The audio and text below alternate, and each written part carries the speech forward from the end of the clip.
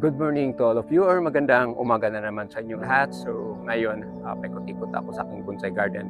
Kasi for this day, ang isi-share ko sa inyo ngayon is about naman sa aking red ficus. So ang dami kong red ficus dito sa baligid na aming bahay. Hindi ko na napuntahan yung iba, pero may marami pang nakatago. So dito ako na standby kasi ang mga red ficus ko nga ginawa ko is ng bonsai is may maliit, may medyo malaki, may malaki ng kaunti.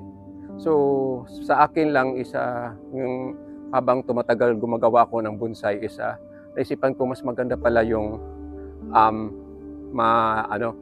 malaki sa red ficus kay sa maliit. Ito ang ginagawa ko sa aking red ficus.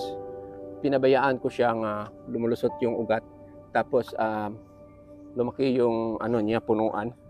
So naglalakihan na. So hintayin ko pa ito na malaki pa, na maging malaki pa ang gagawin ko nito. Tapos is ganito na lang siya kahaba. So ang gagawin ko dito is may mga sanga dito, bali primary, secondary, palakihin ko ito, din pangatlo, pangapat, then panglima, then last na yung bali effect niya. So ito ang gagawin ko katulad nito sa kabila, nasa palanggana.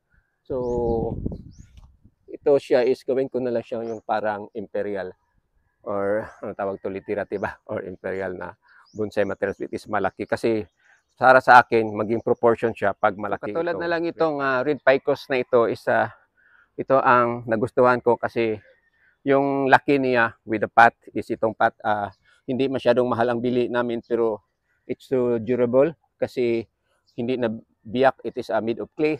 Then ang itsura niya para sa akin is naging proportion siya sa dahon niya, kasi mahirap mapalit itong dahon ng red ficus. So ito na ang itsura niya, which is sa tingin ko is naging proportion siya. So ilapit natin yung camera para makita nyo anong itsura niya, lalo na sa ilalim. So yun ang itsura niya. Start tayo dito, then paakyat na paakyat.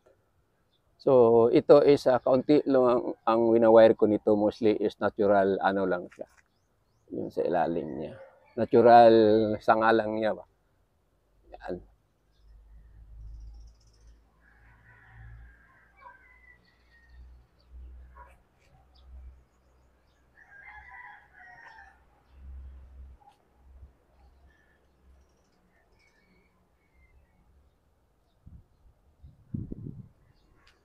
So dito ang bandang likuran niya.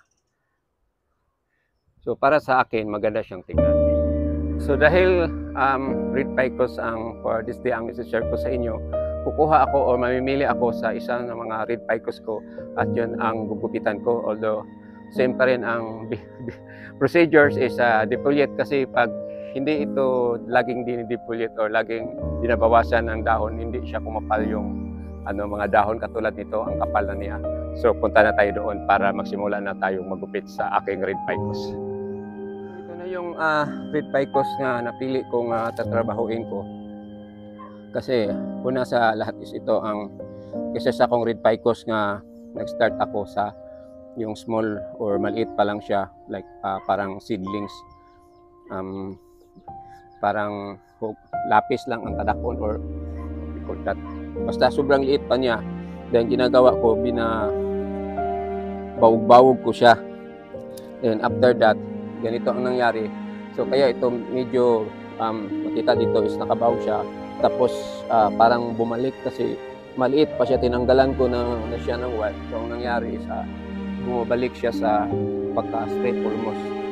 So, naisipan ko ito, i-depolit na lang because ang nangyari is pinutulan ko dito sa upper side na itot na magsalingsing ulit pero wala ang nangyari. So, gawin ko, i-general na lang. Yun ang gagawin ko para na din kumapal itong mga dahon niya. So this is just an ordinary bonsai materials. Marami ito na makita ninyo sa iba't ibang lugar ng ating Pilipinas, or because it is very common, kahit saang lugar makikita itong red ficus na bonsai materials. So magsimula na ako magupit.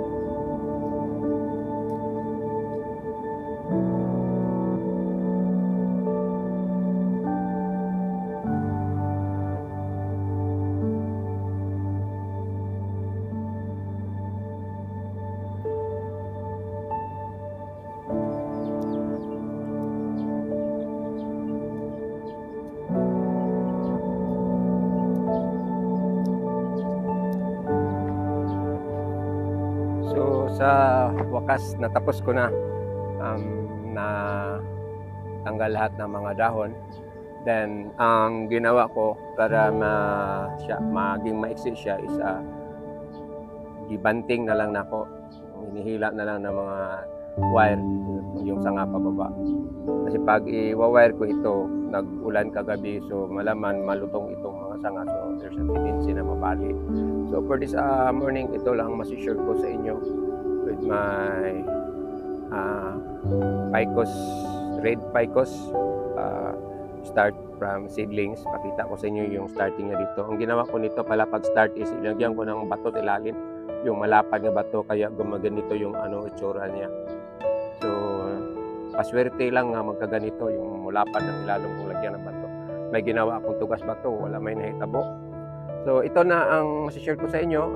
Tapos ko na nagawa itong aking red ficus bonsai materials. So for this morning, ito lang masishare ko sa inyo all about my red ficus bonsai materials dito sa paligid ng aming bahay. So maraming salamat sa panonood. God bless you all. Have a nice morning.